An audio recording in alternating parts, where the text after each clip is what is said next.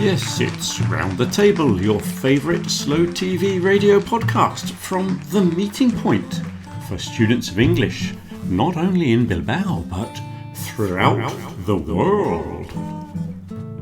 Our topic of the week was the kitchen, and coming up in this programme we have a whole load of vocabulary related to kitchens and food. We have quite a lot of what's the difference questions for you, some things that have caused a little confusion this week. And I've been doing a little bit of research into food and fish consumption. And of course we'll have celebrity guest speaker with this week's fantastic monologue on the subject of the kitchen. So first, let's look at some of this vocabulary.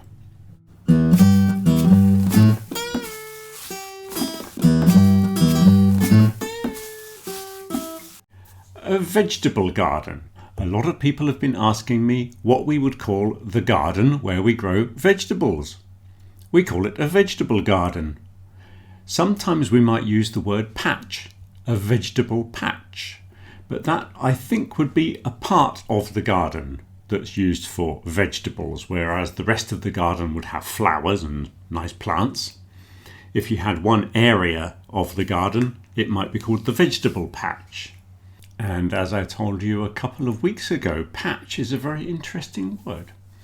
Another useful word is the allotment.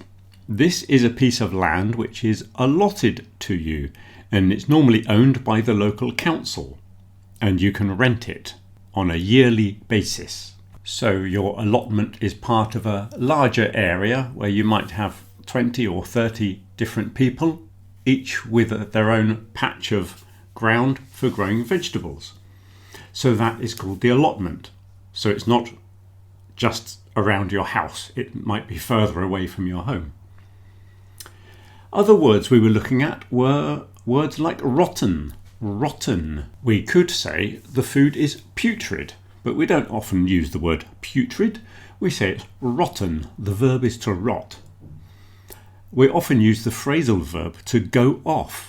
Sometimes if the fish or the milk smells a little bit, you might say, this milk has gone off. That's the phrasal verb. Another word that was necessary this week was mould. If you have blue cheese, the blue bit on the cheese is actually a type of mould, which is good when it's on your cheese, not so good when it's on your bread. And sometimes you get it in the bathroom on the walls, in which case it's probably black, and it's not a good thing to have. So that is mould. We've also got the verb to freeze, and that verb goes freeze, froze, frozen. So obviously frozen, being the past participle, is also an adjective. So you talk about frozen fish or frozen peas. Pressure cooker is a very useful device for cooking your beans or your chickpeas. That is called a pressure cooker. Leftovers. An interesting word, comes from a phrasal verb to leave over. So leftovers are the remains of the food that you might eat the next day, or you might be able to recycle into another dish. They are called the leftovers. And batch cooking. Batch cooking. This is when you do a lot of cooking on a Sunday and you separate it all into different Tupper containers with Monday, Tuesday, Wednesday, Thursday, Friday written on the top. And maybe you freeze them in batches. So that is called batch cooking, when you cook a lot and then separate it into different meals. So some interesting vocabulary came up this week. There's also a lot of interesting vocabulary that came up in the What's the Difference section. So let's have a look at that.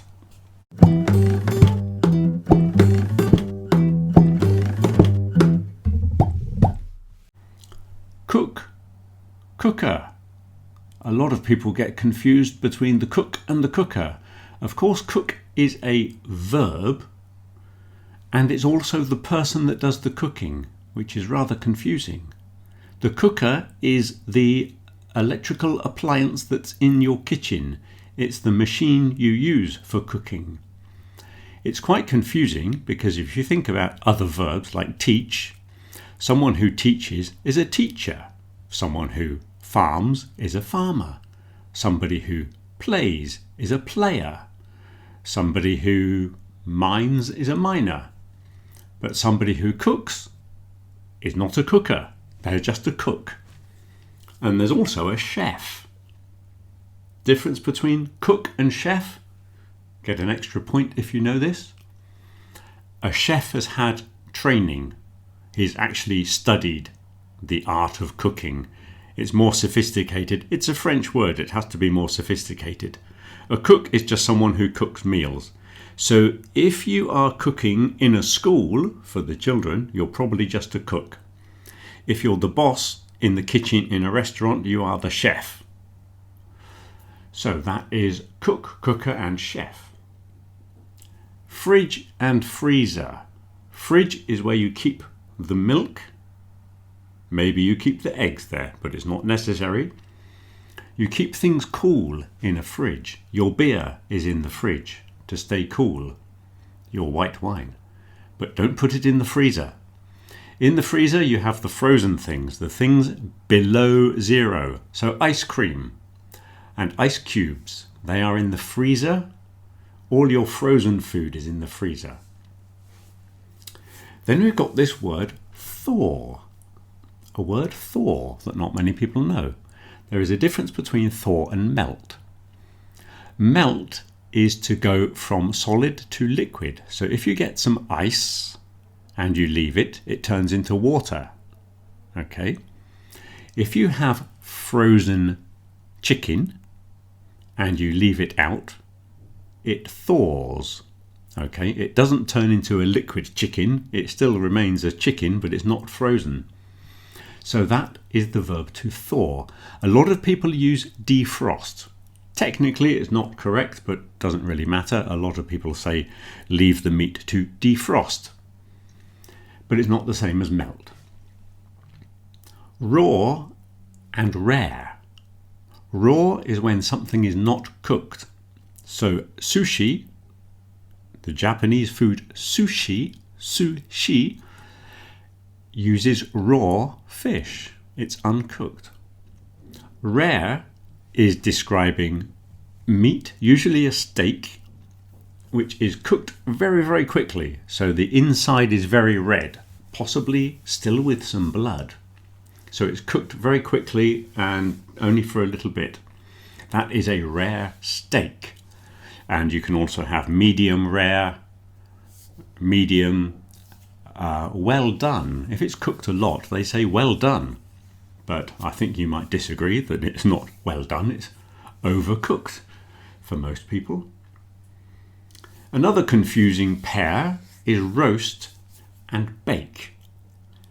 Both of these are using the oven. You roast meat in the oven, but you bake bread, you bake cakes. Why do we have two different words? Well, originally bake was the word for doing things in oven, and a long time ago meat was roasted in front of the fire. When you had an open fire and the meat on a spit and you turned the meat in front of the fire, that was the verb to roast. And then instead of burning wood, people started using coal, which gives your food a very bad flavour.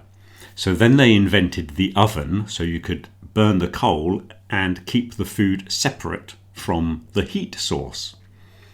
And then they started putting the meat in the oven, and then they used the same verb to roast. So when people talk about roast lamb and roast beef, technically it's not really roasted, it's baked, but everybody uses the verb to roast.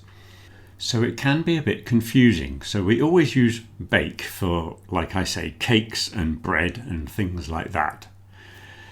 And sometimes we use it for fish. With potatoes, we have baked potatoes and roast potatoes, and they're not the same thing. So that's rather confusing. And then we use roast for all of the meats. And vegetables, we say roasted vegetables as well. If you do carrots and things like that in the oven, they're roasted as well. So it doesn't really make much sense. Sometimes we use roast, sometimes we use bake. And we do them in the oven.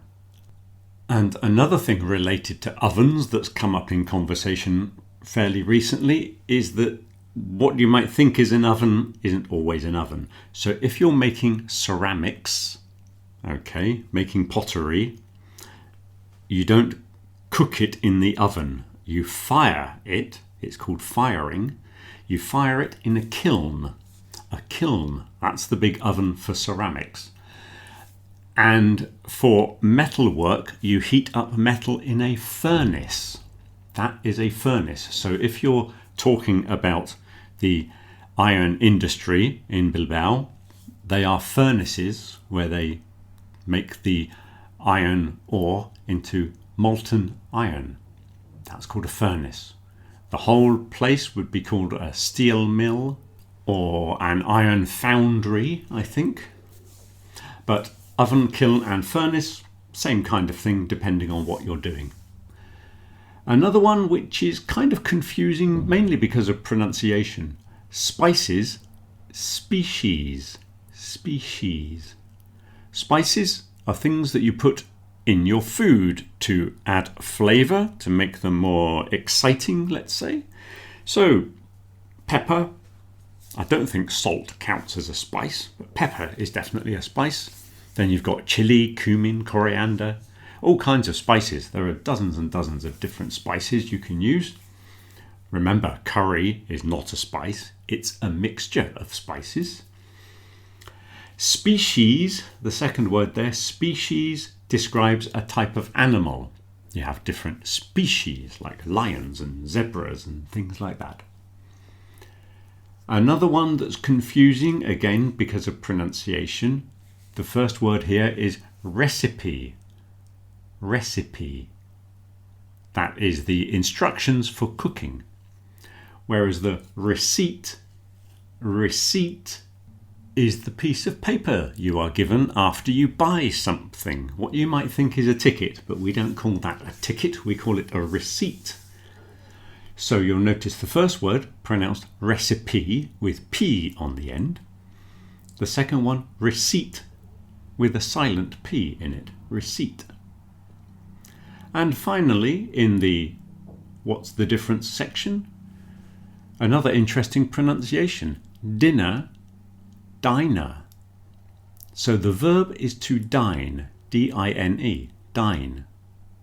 Now if you listen to the pronunciation of the letter I in dine, you'll see why the word diner is pronounced diner.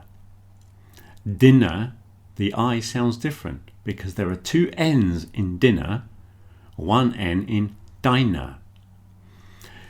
Dinner is a meal that you eat.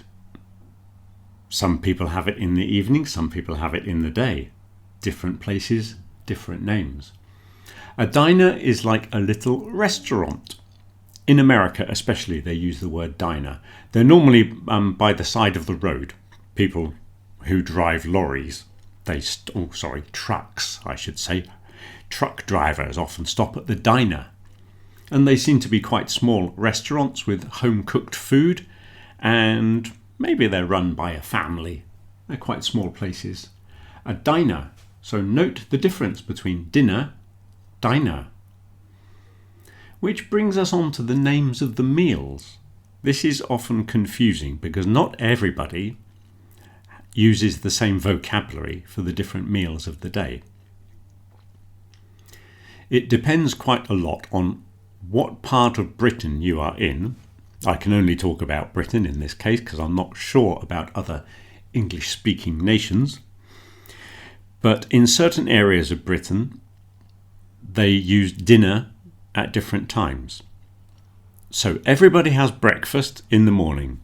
First meal of the day is always called breakfast. Then you talk about the one at midday. Some people call it lunch. Other people call that one dinner. It's rather confusing. It's about 2/3 of people refer to that midday meal as dinner. When you're at school, you have school dinners.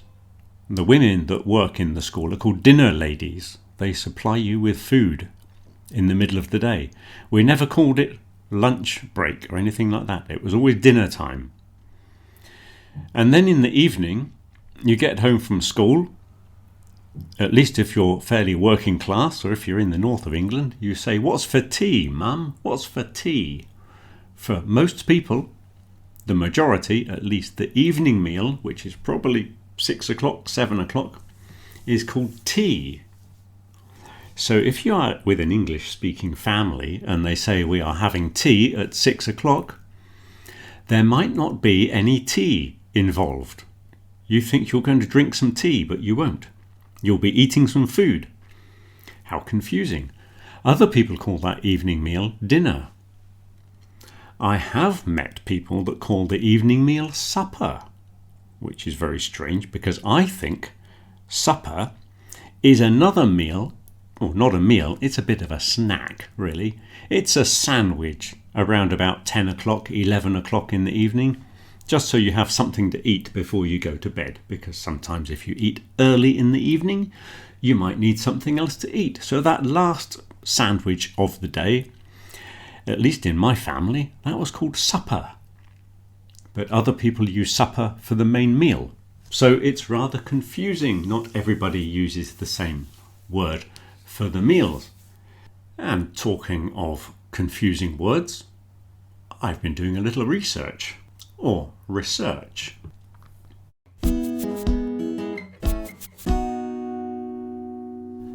Lobsters. I've never really spent much time thinking about lobsters. It's not something I've eaten a great deal of in my life.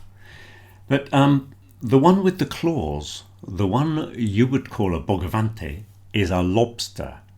The other one, the langosta, is called a spiny lobster, or in some places, rock lobster. That's the difference. You might have been told that we just call everything a lobster, but apparently there is a difference.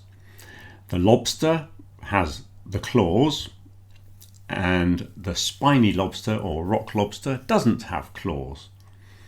And I was just checking on the internet, and not only are they not the same species, they are completely unrelated.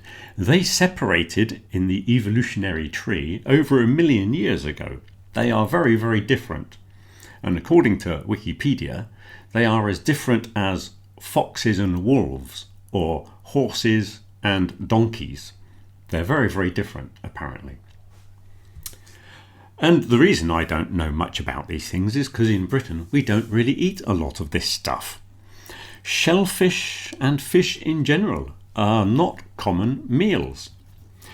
So there are a lot of lobsters, a lot of mussels and oysters, but apparently 75% of it, on average, is sent abroad, mainly over to Europe, to France and Spain, depending on what it is.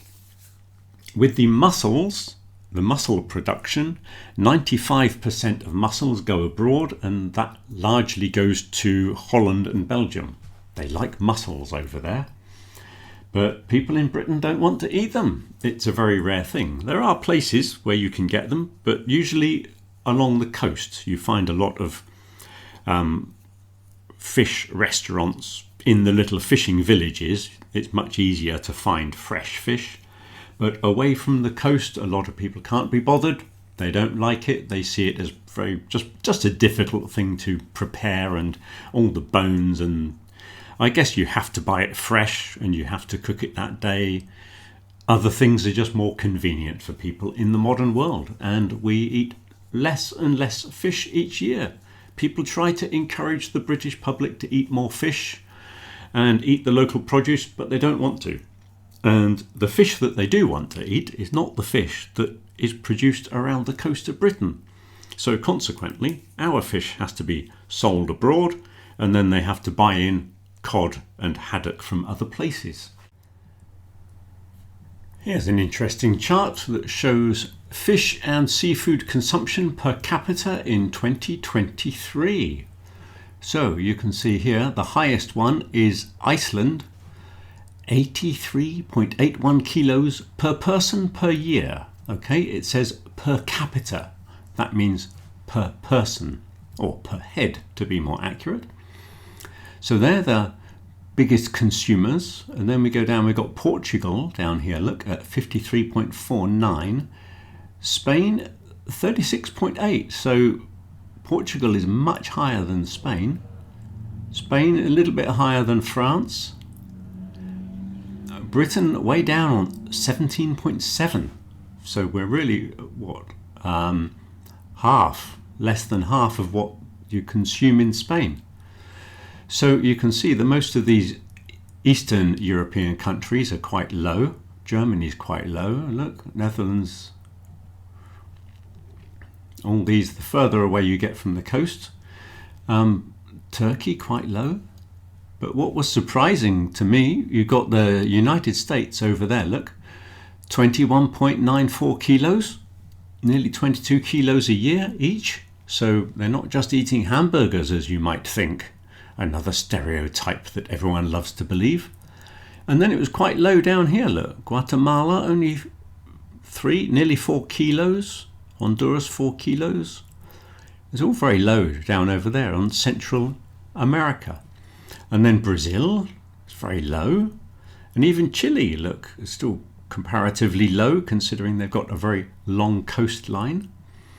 The African countries, there's a lot of variation over here. Look, from one country to the next. Just going to their neighbours. Look, from Togo, 9.5, and then Ghana, 23.6. So there's quite a lot of variation along the coast. South Africa's surprisingly low, but maybe they've got a lot of beef. Madagascar's very low, look, for an island. And this one on the coast, Somalia, very, very low, which was quite surprising. I thought they had a lot of fishing boats in Somalia. So all of the dark blue ones are sort of similar to Spain. They come into that category of 20 kilos, between 20 and 50, which is quite a broad sweep, I suppose. So you can see those there that are the same as Britain in the 10 to 20 kilos. The 5 to 10 kilos, and then we've got the very low consumption ones and those consuming almost nothing. You can also see how it's progressed over the decades, look.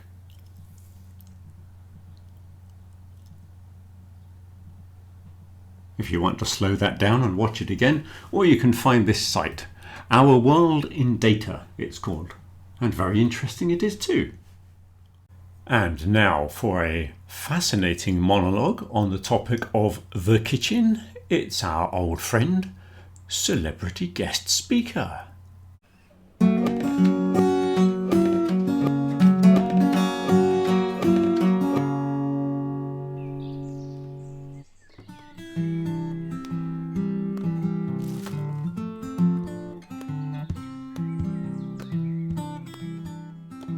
For some people, the kitchen is a place of work and responsibility. Cooking meals, washing dishes, and keeping everything clean can feel like a daily chore. For others, however, the kitchen is a relaxing and creative space where they enjoy trying new recipes and experimenting with different ingredients.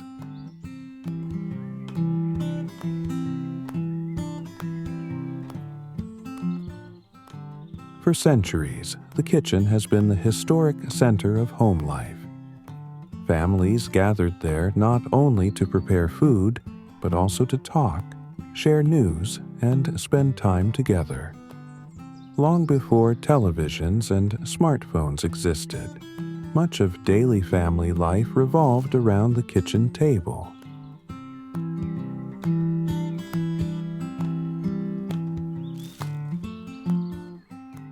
The kitchen has also played an important role during difficult times.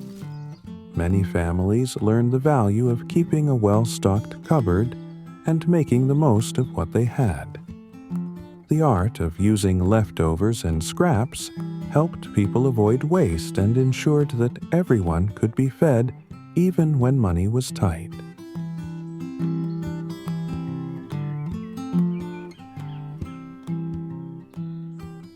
At the same time, kitchens have always been linked to celebrations. Birthdays, holidays, and special family occasions often begin with food preparation. The kitchen becomes a busy and welcoming place where meals are shared and memories are created. It is also where many people prepare dishes to entertain guests and show hospitality.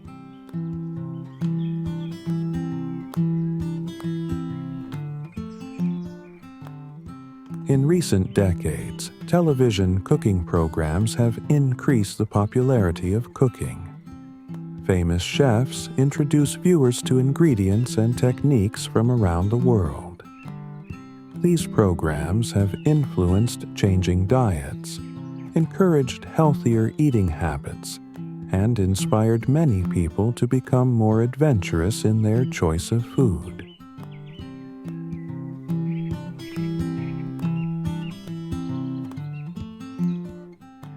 Modern life, however, has changed the way many households use their kitchens. Traditional roles have become less common, and busy schedules often leave little time for preparing meals from scratch. Convenience foods, takeaways, and ready meals have become a regular part of life for many families.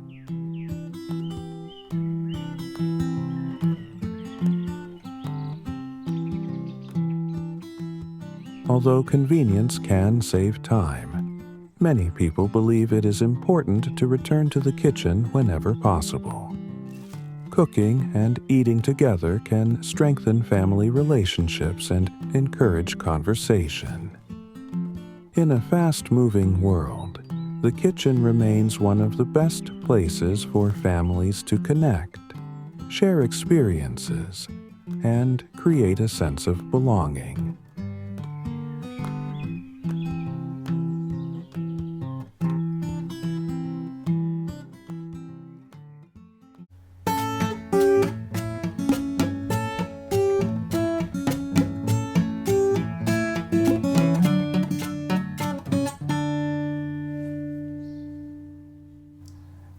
And just before we finish, don't forget, next Friday, on the 12th of June, we have a discussion on An Inspector Calls, a play by J.B. Priestley at the Meeting Point, sometime after 6 o'clock.